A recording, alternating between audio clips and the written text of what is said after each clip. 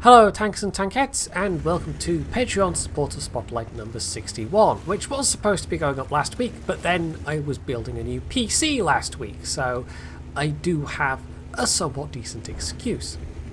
So this is going to be a pair of tanks replays and a Warships replay, and if you stick around for the Warships replay, if you're a Warships player, I have some goodies to give away. I'll just be doing a random comment selection, but I will get more into the details of that when we actually get to the Warships replay.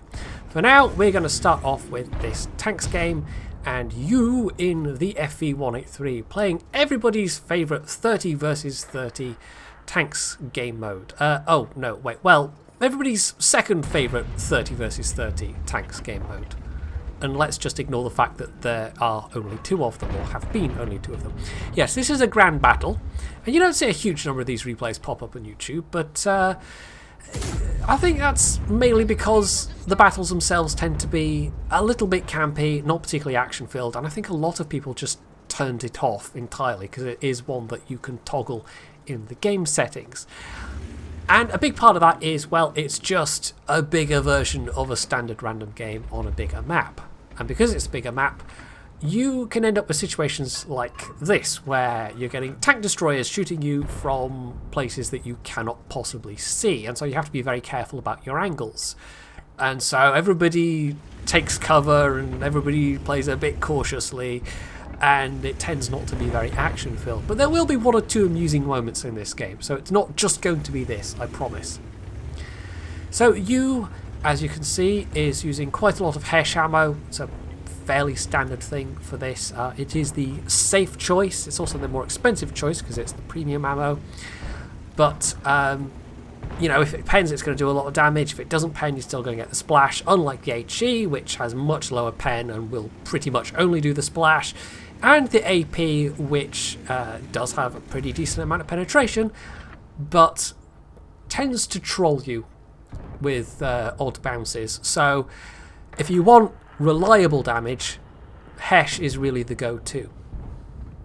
So I did promise he's not going to just be sitting in a bush the entire time. He's actually moved up a bit and has found he can get some flanking shots on these two heavies here, who just can't see him at all. There is no way for these heavies to actually be able to get a handle on his position. But as you can see, there don't seem to be that many enemy tanks left on that flank as versus allied tanks at this point. His team's heavies have gone quite heavily onto that side, and there are a couple on the other side as well, backed up by a whole load of tank destroyers. But that's, I think, the more defensive flank generally. I don't think we're going to see much action on that side. I think it's going to be this side where things will tend to break, just because it's the side with more cover. And that's going to be especially attractive if you're in a heavy tank and you know there's a bunch of tier 10 tank destroyers on the other side. I have been wondering, you know, how would these games play out if it was lower tiers and there were lower tier view ranges or less big scary tank destroyer guns in play. But having thought about it and having thought about how people play World of Tanks generally, it probably wouldn't change that much. You might get light tanks doing more light tank things, but probably it wouldn't be anything too different. So he goes forward for the kill on the TVP that he spotted an opportunity with, and then probably immediately regrets it as the Vosh 155 is spotted almost straight after, and he could have had a shot into the side of that and done a lot of damage, potentially.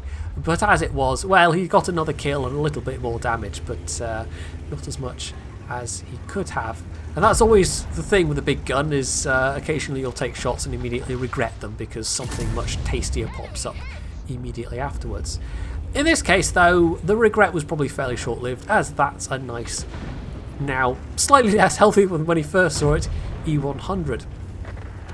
Who has now multiple things to deal with from that position. They are in a pretty bad spot overall. One of the enemy artillery has, however, realised that they can get shots on you, so he can't hang around here forever, but he's gotten enough of a window to to hit the E100 again, and because this is a 9.21 replay, in fact both these replays are going to be 9.21 replays, this is, you know, it's new style arty, it's not old style arty, which, I mean, a lot of people playing might not even necessarily remember it, or have even played when the old nasty artillery was in the game, and it still infuriates people because it's artillery, it's just the nature of the beast. But a hit like that with premium HE from a GW E100 once upon a time could have taken off considerably more health than he was hit for. So it looks like there's nothing doing with the Force 155, and instead he decides to go forwards up to the even higher ground on the very middle of the map, where there was a couple of things spotted. And he doesn't have great gun depression with this, but there's enough turret armour to work with that he might get away with it if it's an IS-7 or something, although it looks like the IS-7, well, that's actually a different IS-7. There might still be an IS-7 here, there might still be the FV here, and as it turns out the FV is here with its lovely squashy turret armour. And they don't have a fire extinguisher. They are almost certainly using food. And so, with that shot into a fire, that was a one-shot kill, which was that was a pretty good value for money on that that hair shell there. So yeah, the IS-7 isn't here. The Jägeru is also down there and tangling with the Panzerkampfwagen 7, or is that 8 there? I can't actually tell. I think that's 7. Wasn't the mouse the Panzerkampfwagen 7? I don't know. Anyway, but yeah, if he wants to do anything, he's going to have to drop down. Or, well, he could do this. This is the part where it gets a little bit silly, because he sees an opportunity to go banzai and just drop in, quite literally, on the Jägeru and place a Hess shell through the roof, which neatly eliminates the rest of their health. So now it's just an E3 who has just, an E4 even, who's just died, and artillery who's just hit him, but at this point he's not going to get to do any more damage, and so we'll watch the last Conquer GC die, and that's the game. So, over 6,000 done, except there was some blind damage, so it will be even more than that. 6,285, a little bit of assistance, and that was all enough to get an ace tanker, along with a tank sniper. Yeah, it is tank sniper, isn't it? Because his gun actually behaved quite well there. He hit, is it like 10 shots you have to hit to get tank sniper? I don't know, but anyway, it was behaving enough, and he did enough damage that he was easily top of the team, and the ace tanker on top of that is just a nice little bonus. So as you can see there, the enemy team actually only killed, they killed some tanks, but there was quite a disparity between the two teams towards the end. His team really did outdo them in terms of damage, and despite all the Hesh fired, he only lost like 1,300 credits. So if you do enough damage, you can partially make up for it. So then we move on to Manti in the Canal, a tank which I actually rebought for the purposes of front lines. It's a nice tank these days. It's a lot more reliable than in terms of its firepower than was it the 20-pounder it had once upon a time as its top gun? I think it was. Basically it and the Centurion had the same firepower, but it's gotten a bit of an upgrade in that it gets the 32-pounder, which is the Tortoise gun.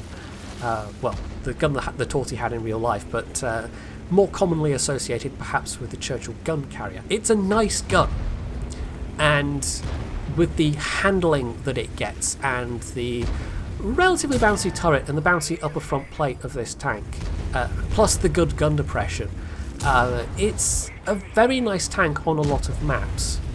It almost becomes something like a T-32, maybe with less reliable, well, definitely a less reliable turret, but much better gun handling, and obviously less damage. But you don't really notice the, was it like 280 damage per shell? It's enough, the rate of fire is enough, the DPM is enough that it does feel like a very nice machine, and it was certainly a very nice machine in front lines.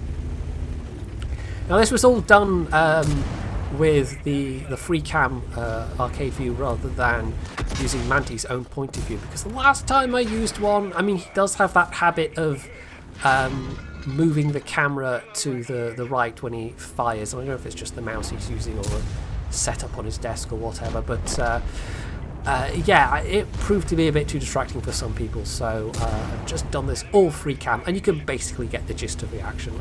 I don't tend to do that very often, but just for this particular set of circumstances, it seemed the safer option. So basically, bottom tier, he's blundered, well, not blundered exactly, but wandered into a whole lot of enemy tanks.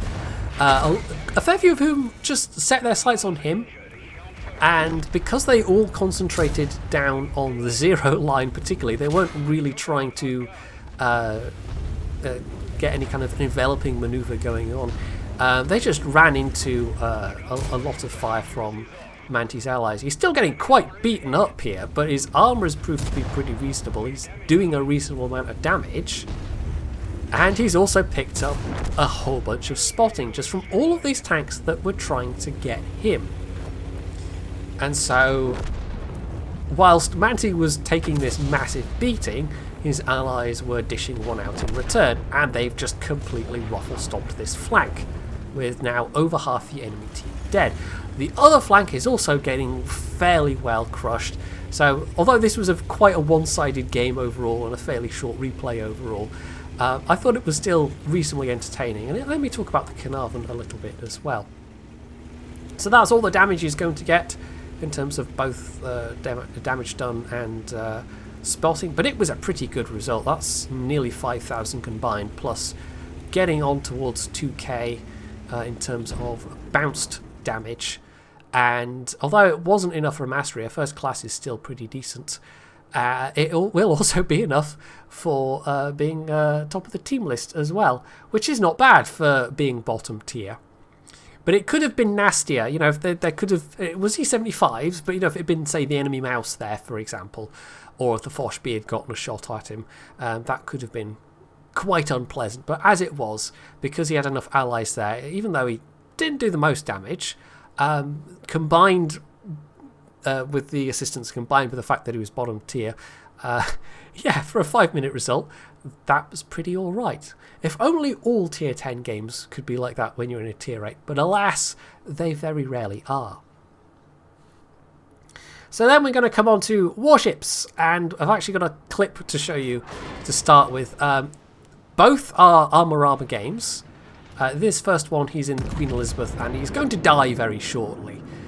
Both teams have been fairly well battered, but the enemy team does have just a few ships left alive more. However, two of those ships are quite low health, the cruiser and the destroyer. Armour, meanwhile, he's in a not great position in terms of this very healthy Fuso being here. He can't really give massive amounts of broadside without coming under extreme risk. And there's also planes coming in. So this is basically a situation where he's either going to get broadside to the Fuso and possibly die, or he can try and avoid the planes and at the same time possibly die. But either way, it's not looking good. He might even be going for the ram here. But the Fuso is just that little bit faster. Actually, no, I think they're about the same speed. But as it is, you know, the planes come in and he's going to take the airdrop torps, and that's going to be him. So RIP Armour. But this wasn't really about his game. He did have a decent game. He set some fires with his secondaries on the Fuso, and the Fuso is actually going to then get killed by the Kaga. But it then comes down to, well, surely this Kaga won't survive. There's enough time on the clock for them to maybe make a difference, and the Kaga has a huge reserve of planes. And also the enemy Kiryu seems to have run out of fighters, more or less, by this point. So, yeah, this is doable, potentially. So while this is all happening, while the Kaga's trying to deal with the remaining enemy ships, I will mention that, as you've seen elsewhere, I've been given a bunch of things to be given away by Wargaming. Now, there's 3 separate lots of stuff. There's the CCT boxes, which are crates that can give you, I've actually got a list here, there's various things up to and including premium ships. So you can get camos, which have a very nice bonus. There are various of the rare flags that you can get, such as the Red Dragon or the Wyvern. You can get 100,000 free XP, and you can get a selection of premium ships, but those have a fairly low chance if you get them. And each code has 3 of those crates. Now, those, along with the US boxes, which are obviously tied to the current cruiser events that are going on, and we're getting to the denouement of this, by the way. This is going to be a secondary versus secondary fight with 2 carriers. So, yeah. So, yeah, the US boxes, I think, are the same. Is it 3 each? I'm scrolling to find this. Yes. No, I was wrong about I was getting those mixed up. So you get 1 container from the codes, and it's 1 per account. So if you've gotten one of these codes for June, or is it May? I think this will be June containers. If you've got one from elsewhere, from another channel, you won't be able to use another one if you win one from me. But the US containers are the same. Wow, my reading comprehension is on point today, but you get 3 of those. The camo codes, I think you can just, like, if you've won multiple camo codes off different channels, it's fine. You will just get 5 of the subscribers camos, which give a pretty nice bonus, and 5 of the stars and stripes camos. So what I'm going to do, I've got 4 of the CCT codes, 4 of the American crates codes, and 20 of the camo codes. And I'm just going to do, I'm going to keep it simple for this first one. I am going to just pick out random comments. So if you want one of these codes, just say, I would like a code, please, or something along those lines. And I will use one of those random YouTube comment picker things to pick people out. If you've already gotten one elsewhere, as I say, it won't work for you, but I don't know, you could give it to a friend maybe, I guess. But the containers, the CCT containers in particular, do have some very nice things in them. And it's a really nice, for Wargaming to do this, to give out essentially super containers that we can give away to people. It's a nice little thing. It really is. And I myself, because they gave us 10 each just to, so we could get a feel for what's in them, essentially, as a little freebie for us, I suppose. I got a kid. So there's a premium I didn't have before. So that was quite nice for me. So yeah, there's a chance you could get something like, say, a Kutuzov or a Kid or a Tirpitz out of these. So I'm guessing those are the ones everyone's going to be interested in. But I will just, I will assign them randomly, essentially. I've also got a couple I'm going to give for my Patreon subscribers, or supporters would be the proper word, which I have collected with Wargaming. I've double checked with this, so I've got a couple that I've held back just for that, so I'll have my own little draw going on for them as well. So anyway, on to the main replay at hand. Armor again, and this time in the Atlanta, which is a tricky ship to play. It can be incredibly annoying to be on the wrong end of, and very strong in the right circumstances. And incidentally, this is a good map for the Atlanta. This is possibly one of the best maps for the Atlanta, just because it has lots of island cover that you can use. But it is very dependent on which map you get, and it's also very dependent on, well, partly as any cruiser with just the enemy team not targeting you too much, but also being able to play to its strengths. And so if you're trying to do lots of open water fighting, for example, with its very short range, that's not going to work very well. But if you get lots of islands to play with, if you're being smart, if you are shooting at players that are distracted by your allies, you can have pretty good results. And I've had some decent games myself in the Atlanta. In fact, I think I've got some fairly ancient, at this point, replays that I've got sat around and have never used and probably should at some stage. I mean, it's a really great ship to play, for instance, if you get one of those missions where you need a number of, like 500 shell hits. You can do it pretty quickly with the Atlanta. But the downsides of it being squashy and incredibly short-ranged are just a bit too much for some people, and you can understand it. It really does have some very serious, fairly serious drawbacks as a premium, but when it works, it is incredibly powerful. And as a bonus, you know, it's the only US cruiser over tier 5 that gets to have torpedoes, along with, of course, its sister ship, the Flint, which is basically the same ship, except almost. It's got, was it extra AA guns and 2 less turrets? That's torpedoes, by the way. Okay, that might hurt. Yes, ouch. Yeah, so, although they did kill that Myoko did get some damage out of it from beyond the grave. And, well, at this point, Armor presses out and possibly should have tried to just get back behind cover. And I'm not quite sure why he felt they need to go forward at this stage, but he's committed now. So let's just hope they all focus on this very low health Nuremberg that's behind him. But of course, once that ship goes down, or is it even a Königsberg? I think it is a Königsberg. Oh no, it was a Nuremberg. Well, I can tell the difference. Or not, apparently. Yeah, once they go down, suddenly things are going to start shooting at him. And this ship gets citadeled real easy. It really does. So, he's just got to hope that he gets unspotted soon, and that the Leningrad in particular isn't close enough to spot him. Because this is a sneaky ship. It really is. It's got, what's it? I want to say 9-point-something kilometers when you've got a concealment captain on it. But it needs to be sneaky to get away with its other set of characteristics. So he is unspotted. There's now islands between him and the Leningrad, or else the Leningrad has backed off sufficiently. But the Leningrad has surely got to be still not too far away, because this is a big old group of battleships here that the Leningrad is, I'm sure, eagerly hoping to drop torpedoes in the direction of. Although the islands and the presence of armor, that's obviously going to complicate things slightly, because of course this also has radar. It's going to be a weird little thing that will pop up later, by the way. It will appear as though a radar charge has reappeared, and actually this happened with the Richelieu replay that I put up just before all the PC stuff, where it looked as though a heel had magically reappeared. And actually what happened was I had to re-record the very end of that replay, and I had to re-record the very end of this replay, because it was the replay had stuttered a little bit, so I just re-recorded the very end, and that was fine, except when fast forwarding to get there, the UI didn't quite keep up, and this was at like the maximum possible fast forward speed. The UI didn't keep up with the consumable usage.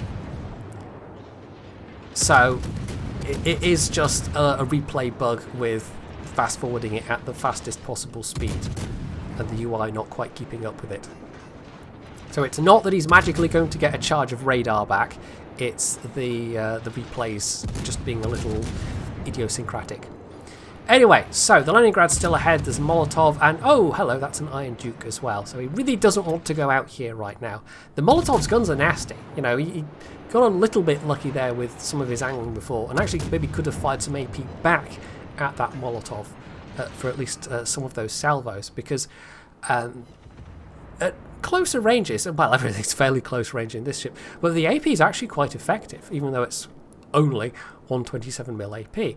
It's just that rate of fire, and if you get the citadels with that rate of fire, you can devastate other cruisers in very short order in a way that is quite difficult for a lot of other ships at this tier.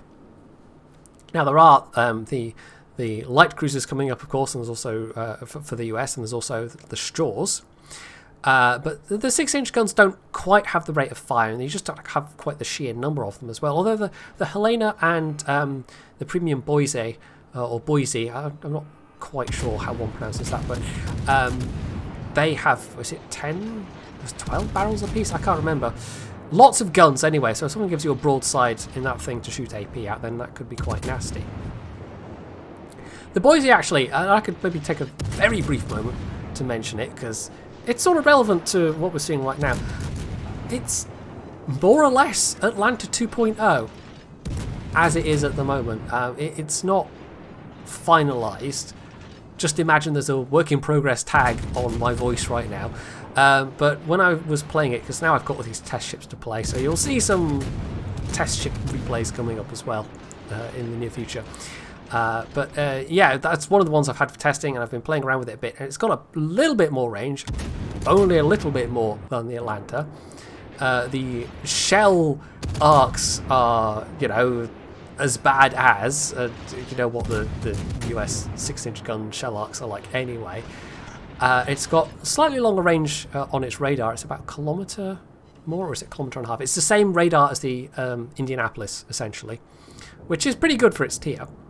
But I don't think its AA is as good. And it does have a bit more health, but like 6,000 more health. And I can't say the armour feels any particularly tougher. So as it is, it's interesting. If you get into like a one-on-one fight with a cruiser in just the same way as you do with Atlanta, it can be pretty effective, especially if you've got IFHE. And you really do need IFHE as a captain's skill to be effective against other ships at tier 7. The Atlanta, you can get away without it, actually. The Atlanta, you can just rely on the sheer rate of fire and the number of fires that you set, which is one of the reasons why battleship drivers can really get seriously pissed off by this ship. And the Boise doesn't quite have that, because actually the rate of fire in comparison, well, the rate of fire of everything in comparison to an Atlanta is slower for the most part, if you're accepting destroyers, of course, which just don't have the number of guns that this has. So yeah, it's a bit of a weird ship at the moment, the Boise. It sort of feels like an Atlanta that's slightly better in some ways, but slightly worse in others. And given that I already own an Atlanta, I wouldn't necessarily rush out and buy it myself. But I've had some decent damage games in it. It's just quite hard to survive on a lot of maps, just as it is in the Atlanta. So anyway, we're up to only 36,000 damage, but there's going to be more than that, believe me. And at this point, he is, I think, trying to get in a position to help this Giulio Cesare, or Cesare. Is it Cesare? But at that moment, hello, other Atlanta. And again, he could have switched to AP here, just for these first couple of salvos. This Atlanta is going to start angling away, but that's a very broadside Atlanta. And the fact they're throwing AP back at him when he is more angled, kind of both of them are doing the wrong thing just at that moment. That Atlanta should have been firing HE, and to start with, Armor should have been firing AP, but never mind, doesn't matter, he's dead now. So, the enemy Cesare is currently dealing with their own Cesare, and this is, as I said, you know, you're looking for opportunities like this, you're looking for distracted enemy ships, particularly battleships, because they have a lower rate of fire, and they might decide to turn their attention on you, in which case that's going to be bad news for you. But in this case, no, they are solely concentrating on his own team's Cesare, so he's able to just pew pew pew pew pew, all of the pew pew pew, and get some extra damage out of it. That Scharnhorst, on the other hand, definitely wants him. And you can understand why. If you've been, I've said this, if you've been on the wrong end of this ship, it's immensely annoying. It really is. Because there's so little you can do about it. They can sit behind islands and just go pew pew pew pew and keep pelting you over and over and over and setting fires. And if you have an IFHE Atlanta, you know, you'd actually end up doing a reasonable amount of damage at the same time. Although, as I've said, it's not, like, it is entirely doable to have a full AA spec on the Atlanta and forgo IFHE. And you will still get decent results out of it just from this sheer rate of fire. But if you want to go all in on actually doing damage, then IFHE is fairly de rigueur. So trying the same thing on the Scharnhorst, who is, well, seemingly pinned between two battleships, except the Cesare is dead, and the Warspite is going for a close pass, which is probably not a good plan. This does give Armor once again, though, a chance to circle out and actually pelt this Scharnhorst some more whilst they are engaged with the Warspite. There is, however, Colorado now also coming into the picture, so we can't stick around, even if he does kill the Scharnhorst. So the Warspite is taking torpedoes, taking all kinds of damage, taking secondary hits, and they will survive the Scharnhorst, but they're not going to survive too much further beyond that. Now the question is, of course, will Armor get the kill? And as it turns out, he does, so that's quite nice. That's actually his first kill, I think. Up to 76k damage now.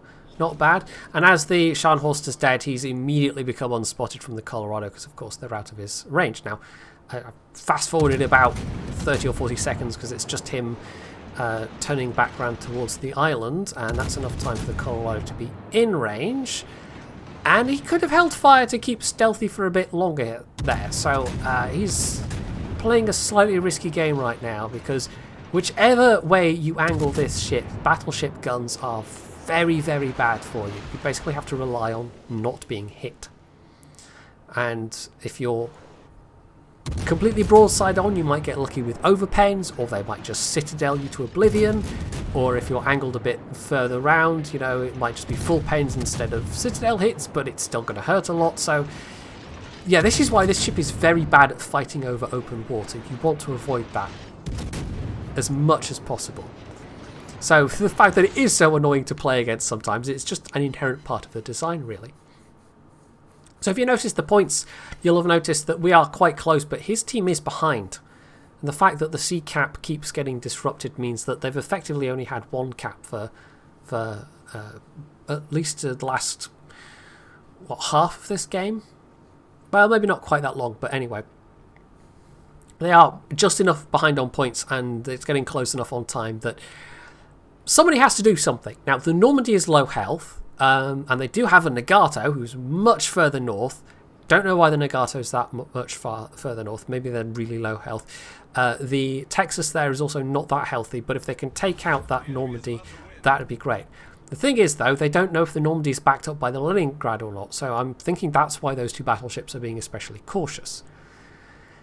Armor himself, not sitting on a lot of health, and it's around about now. And I was thinking he was just maybe trying to get in range of the Normandy, although the Texas isn't actually spotting them anymore, which is not great.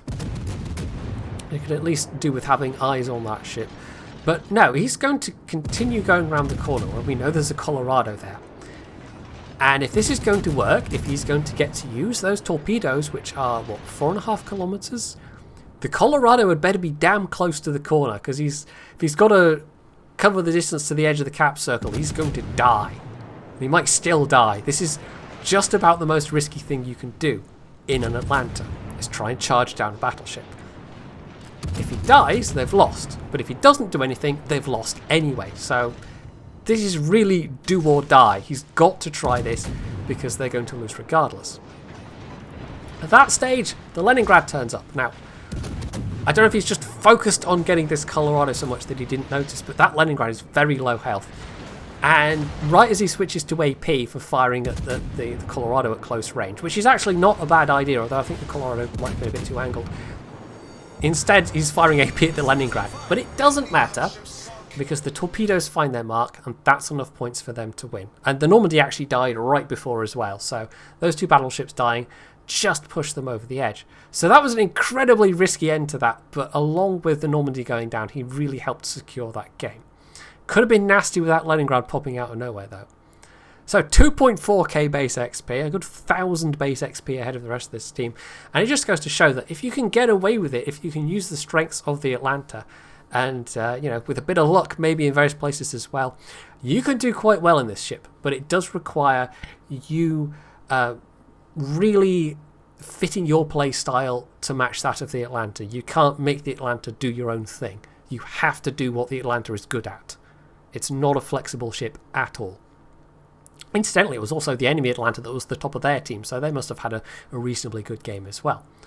So with whatever flags and bonuses there, he had a nice, cool 500,000 credits profit. In fact, there was a Zulu flag there, and I'm not entirely sure which camo that was, because there's two very similar camos that look like that. But anyway, if there were any camo bonuses there as well, that would have been on top of that. I don't think there were any camo bonuses to the credits there. No, I think it was just the Zulu flag on top of having a very good game.